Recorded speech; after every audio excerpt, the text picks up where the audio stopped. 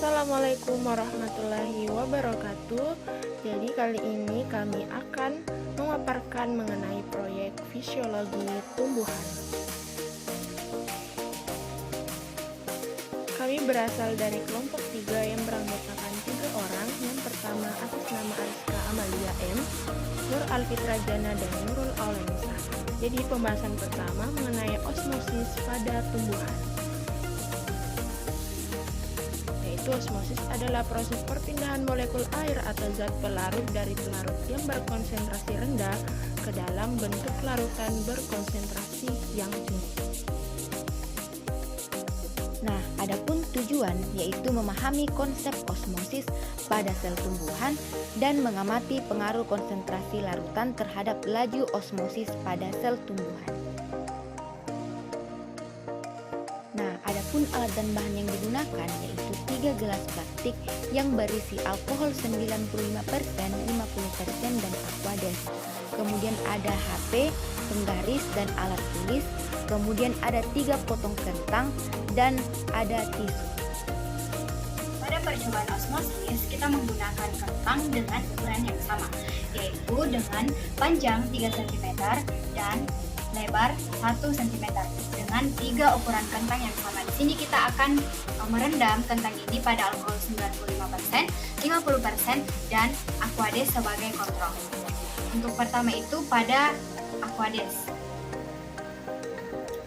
Kedua untuk alkohol 50% dan yang terakhir untuk alkohol 95%. Nah, setelah itu kita hitung timernya hingga 10 menit.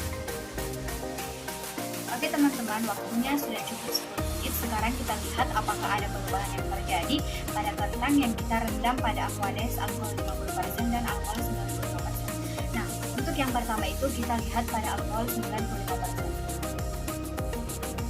Nah, dapat dilihat di sini tekstur dari kentang yang kita rendam pada alkohol 95% itu teksturnya dia mengkerut dan lebih kecil ukurannya dibanding dengan kentang yang sebelum kita rendam pada alkohol 95%. Nah, sekarang kita ukur berapa panjang dan lebar dari kentang tersebut. Nah, dapat dilihat di sini teman-teman bahwa panjang dari kentang ini berkurang dari 3 cm menjadi 1,8 cm dan untuk lebarnya juga dia berkurang dari 1 cm ke 0,8 cm. Oke, selanjutnya itu pada alkohol 50%.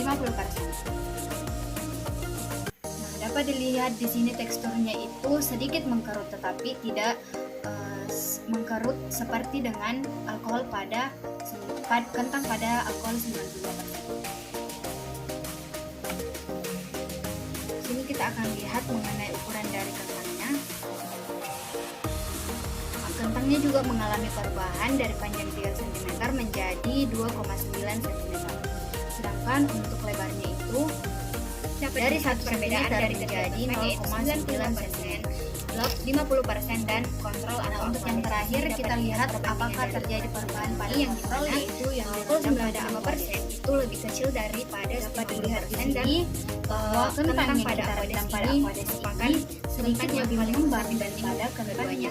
Jadi kesimpulan dari percobaan ini adalah terjadi osmosis pada kentang yaitu berpindah berapa panjang dari kentang terlarut dengan konsentrasi yang rendah dapat dilihat di sini terjadi penambahan, jadi airnya panjang pada kentang konsentrasi yang 3,1 cm konsentrasi untuk lebarnya, di mana pada alkohol itu sendiri dia membentuk lebarnya sendiri, kita mendapatkan pertambahan panjang yang menjadi sehingga air di dalam kentang 95% ini akan keluar ke medium alkohol 95%. Sedangkan untuk alkohol yang 50% dia memiliki larutan yang hipertonik yaitu 50% alkohol, sedangkan kentang ini merupakan hipotonik. Jadi larutan yang berada atau air yang berada di dalam kentang ini akan berpindah ke medium alkohol 50%. Sedangkan untuk aquades itu sendiri kita ketahui bahwa kentang ini memiliki sifat yang hipertonik, sedangkan aquades memiliki sifat yang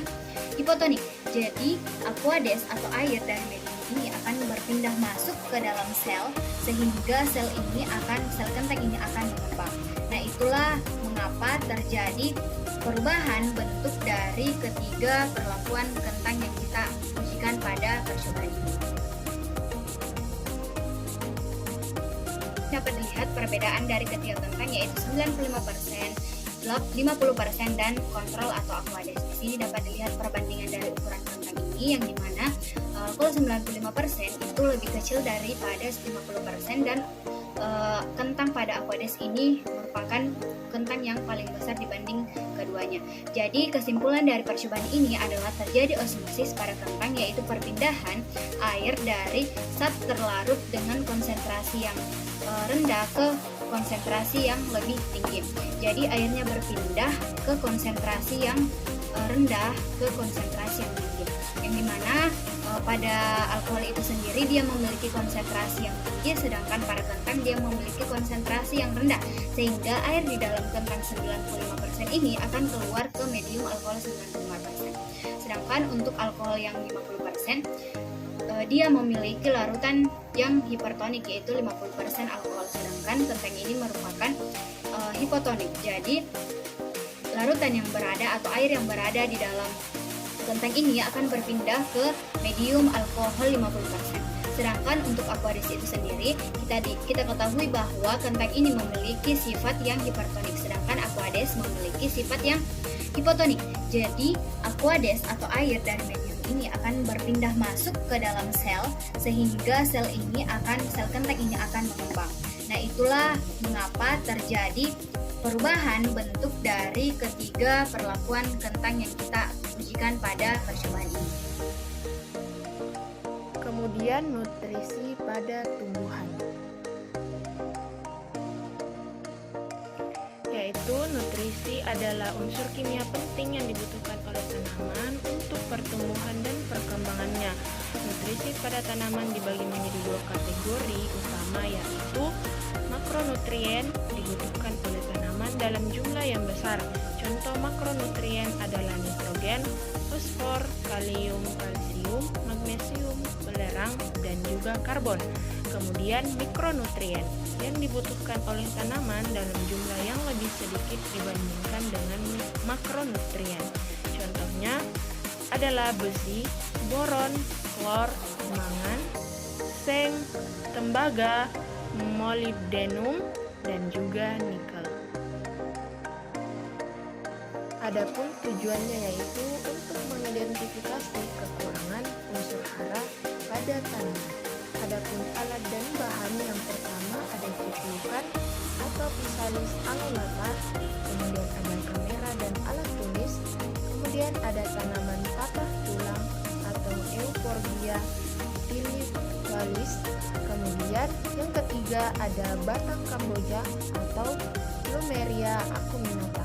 Adapun hasil dan pembahasan yaitu tanaman di samping mengalami batang yang rusak dan kering diakibatkan karena kekurangan nutrisi, yaitu satu, kekurangan nutrisi makro, di mana nutrisi makro yaitu nitrogen, yaitu kekurangan nitrogen dapat menyebabkan batang lemah, pertumbuhan terhambat, dan daun berwarna hijau pucat.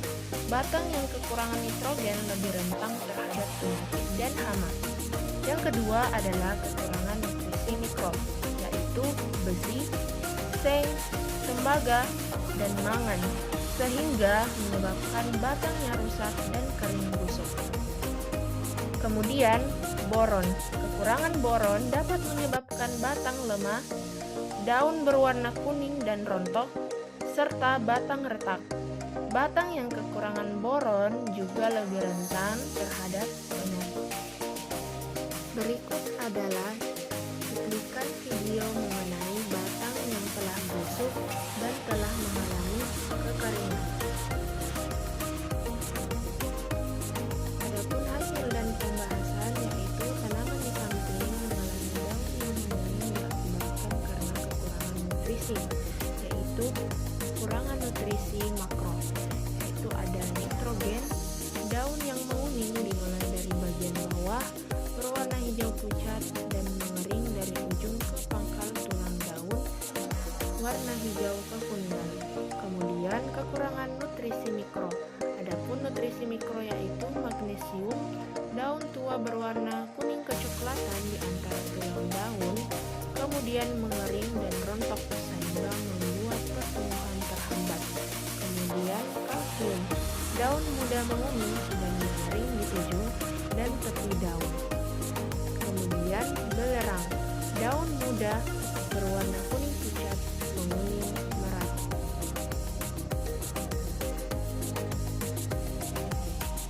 Adapun hasil dan pembahasan yaitu tanaman di samping mengalami daun yang menguning diakibatkan karena kekurangan nutrisi dan tertera pada gambar yang ketiga atau tanaman yang ketiga. Yang pertama yaitu kekurangan nutrisi makro berupa nitrogen. Kekurangan nitrogen dapat menyebabkan daun berwarna hijau pucat dan layu, pertumbuhan tanaman terhambat dan dapat menjadi lemah. Yang kedua, kekurangan nutrisi mikro seperti mangan. Kekurangan mangan dapat menyebabkan daun